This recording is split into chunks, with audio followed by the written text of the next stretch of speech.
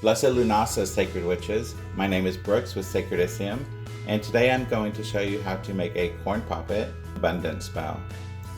The items that you're going to need today: a white or green candle dressed for abundance, incense, today I'm using frankincense, red clover herb, gold or green altar cloth, abundance oil, green calcite or pyrite, a blank piece of paper, and a personal item of yourself.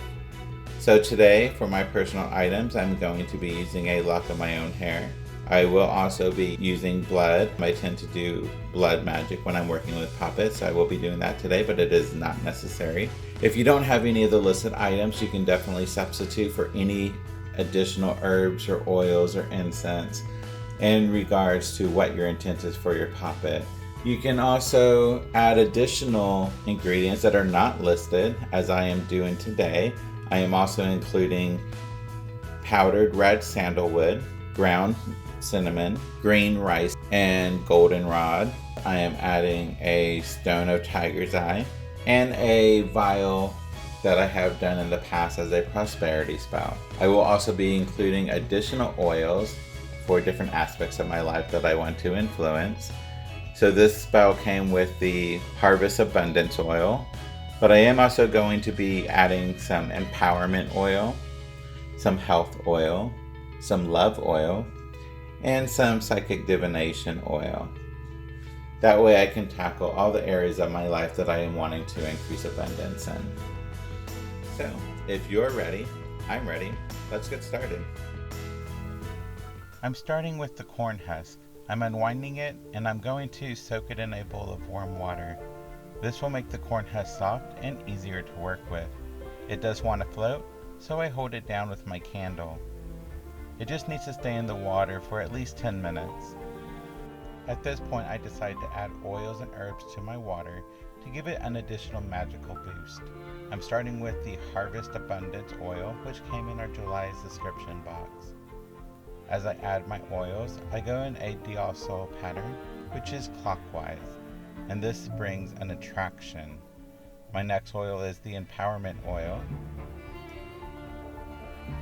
Again, I'm adding that in the diasul direction.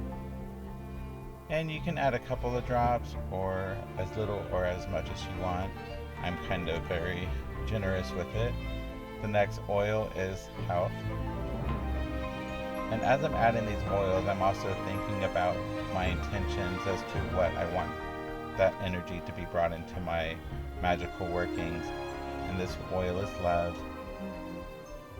So with each of these oils, they're also bringing in the energy for those different aspects of my life that I want to increase. This oil is the Divination oil.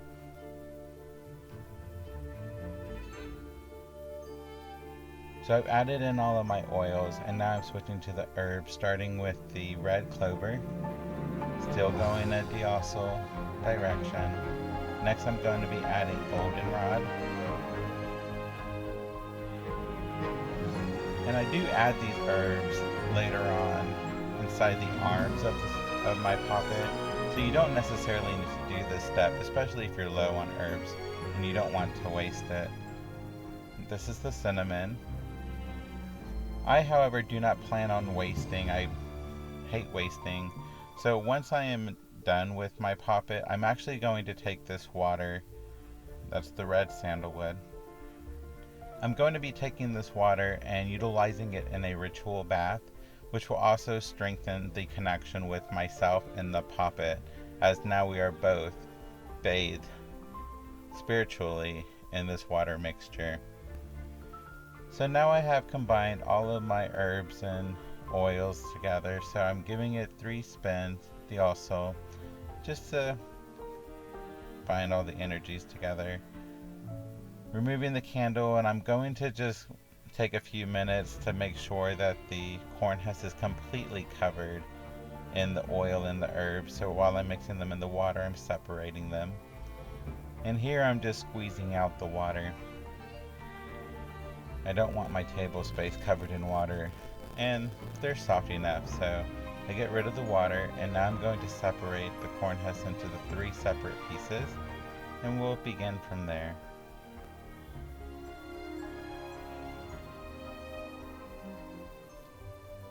So with the third piece, I'm actually dividing that piece in half. One piece will be for the arm, and the other piece will be for the chest plate. If you plan to not use the chest plate, you don't have to do this step. So as I put the pieces together, I was just seeing which side had the most herbs and oil on it, because that's the side that I would want facing on the outside, so when it's flipped, those would be on the inside. So after combining the points, I tied off the top, and once you flip both sides together and then turn it back upside down, that begins to start the top of your head. As you're bundling the head, you can decide at this point which side looks better, and that's going to become your dedicated front. I do like to push down on the top just to give it a little bit more rounded look. Now I'm just trimming off the edges, and I'm getting ready to grab the arm piece, and then I'm going to start filling it with the dedicated herbs, starting with my lock of hair, then the red clover, goldenrod, ground cinnamon, and red sandalwood. As I added these items, I was charging them with my energy in a tent. Now I'm adding some green rice. I'm lighting the incense and then my spell candle. I'm going to roll up my arm and start tying off the segments to make the wrists and the elbows, which will also hold all of the ingredients in place.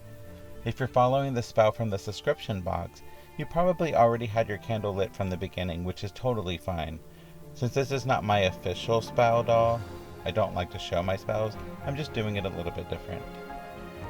So I have my 4 ties, the elbows and the wrist, and I left a pretty wide space in the middle, which is going to be tucked inside the doll. So if you separate the 2 husks, you can just slide the arms directly up underneath the head. I like to keep my knots towards the back, so on my arms all of the knots are tied in the same place, so that way they all face the back. And this is the back side. So I'm going to take the front piece and wrap it around the back husk, and take the other side of the front piece and wrap it around, overlapping, which will give it a completed look. Now I need to tie off the waist, which will hold the arm in place. I'm not going to tie it with a knot because I do still need to put my parchment in. On this parchment, I'm going to take some time to write all the things that I want abundant in my life. I'm going to fold the parchment towards me. I will rotate it also, so clockwise, fold it towards me again, rotate it also, and fold it towards me one more time. This is bringing an attraction. If I was doing banishment, I would be folding it away from me. So I'm going to loosen up my slit, and I'm going to tuck my parchment into the chest. And then I'm going to tie the waist off with an official knot. Trim off the excess, and here's my doll. If you were making a female doll, you would pretty much be completed, but mine's going to be a male doll, so I'm cutting the legs in half. And that gives me 2 legs, and I'm just going to tie it at the knee and then down at the ankles. Once I have that completed, I will go ahead and trim off any excess off the arms and off the feet, just to give a cleaner, unified look. This is not a necessary step. I can be somewhat of a perfectionist.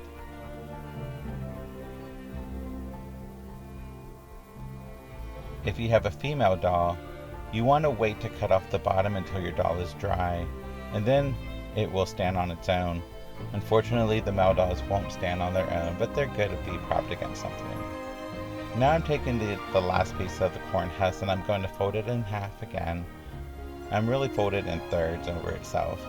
And starting in the center of the back, you're just going to wrap it over the shoulder to the front, wrap it around the waist in the back, come back around the front and cross over the opposite shoulder, and then tuck that hanging piece right over the shoulder onto the back. You're going to hold it there in place with your finger. And now with the excess twine, you're going to want to wrap it around the waist, and this will hold the chest piece in place. When you start, you want to make sure that you have a little bit of a tail hanging out. That's going to help you tie the knot at the end.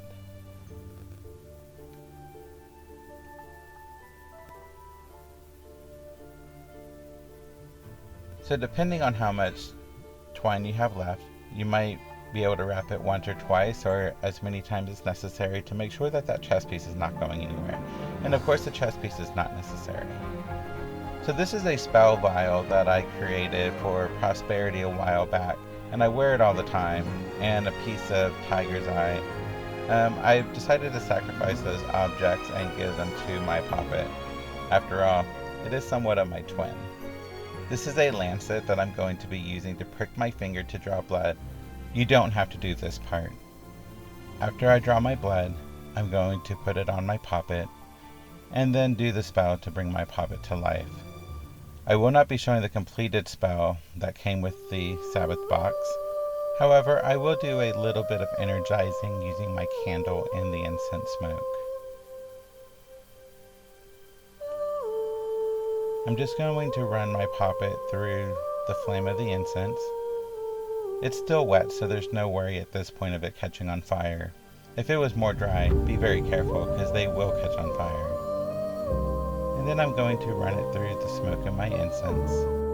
At this point, you would also want to take some time to sit with your poppet, declare it a name, declare what its intentions are, and build a bond with it.